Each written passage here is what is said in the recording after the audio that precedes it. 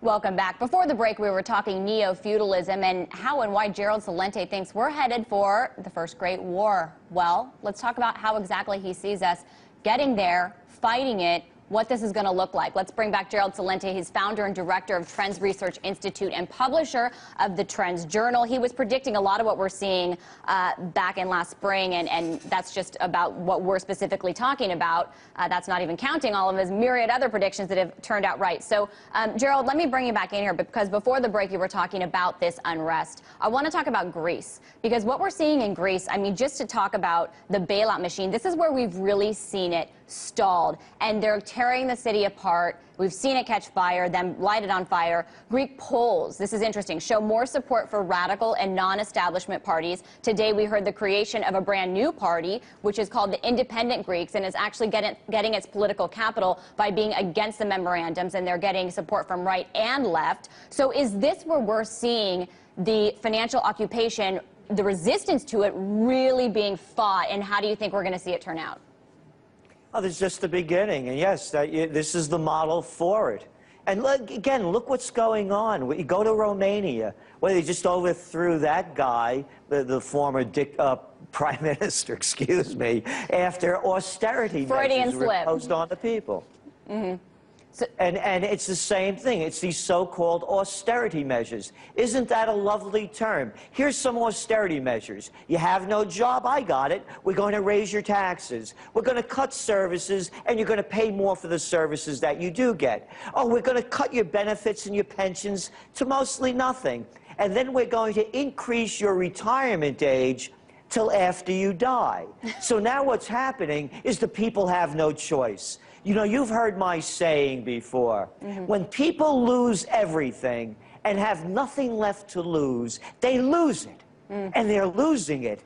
And this is what's going to continue to spread around the world. Mm-hmm. Go back to 2008 when the whole thing begins to collapse. Mm-hmm. We said it from the beginning. This was no recovery, it was a cover-up. Mm-hmm. And that after all else fails, they take you to war. Hey, Lauren, ready for Iran? How does that sound? What does the United States have?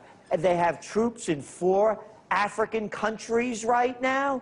No, the war is beginning. Mm-hmm. You can see it, what's going on in the streets. Mm-hmm. It's not going to stop, because all of the measures, again, all of the measures being taken by the United States, by Europe, are only to bail out the bankers. Yeah. And the reality is the bankers made bad bets, and we have to cover their losses. And we've seen people in the United States, we've seen that discontent and that protest bubble up all over the country, and what's been, you know, had the umbrella of the Occupy Wall Street movement. But I want to talk about how it's going to go from that to people like you and me out in the streets. You know, there is a quote, to stay on Greece a little bit, from an ancient Greek historian that I want to bring up.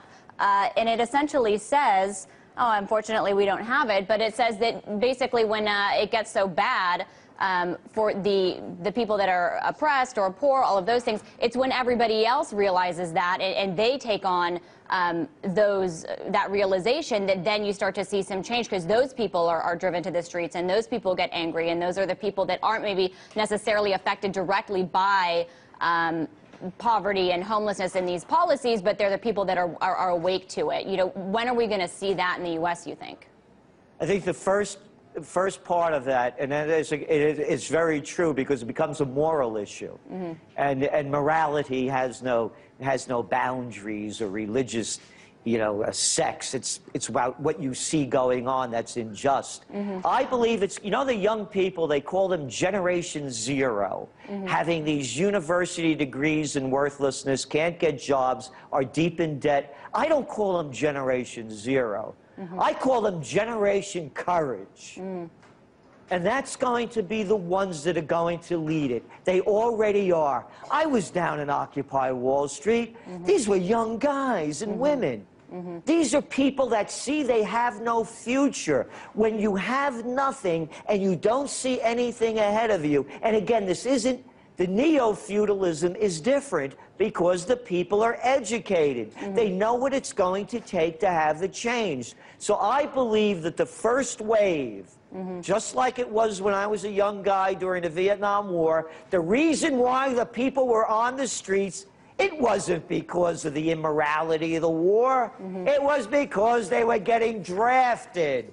Now it's the same thing. The young people are getting out to the streets because they can't get jobs. They're tired of living at home. They're tired of getting screwed, and they're going to be the forefront. When that continues to gain momentum over the summer, then more people will be following, I believe. That's really interesting. So you think it's this group of young college graduates who also have a lot of student loan debt, along with that high unemployment, Gerald. Now, really quickly before we go, there is this video. I don't know if you've seen it, but it's in the UK House of Lords, where Lord James of Blackheath is asking for an investigation of all these different pieces of evidence that he says he's pulled together on this $15 trillion fraud. And he has a couple ideas of, what went on there. Some implicate the U.S. Central Bank.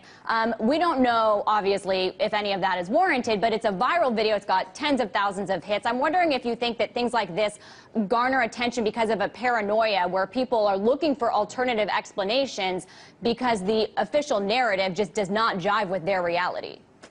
Well, you don't even have to go that far. Go back to 2008 when Secretary of the Treasury, Henry Paulson, goes to meet a bunch of hedge fund guys, his buddies. Oh, wasn't Paulson the former CEO of Goldman Sachs also? Oh, son of a gun. Yeah, and he tells them basically what's coming down with Fannie Mae and Freddie Mac before it comes down. And they're allowed to do that. It's one after another, whether it's in Greeks, telling them about privatization before it's going to happen so that people could place the bets. Just like all those hedge funds are running over to Greece now, trying to get their piece of the action. And by the way, this isn't privatization. And put it back in its proper context. The IMF, it's the International Mafia Federation.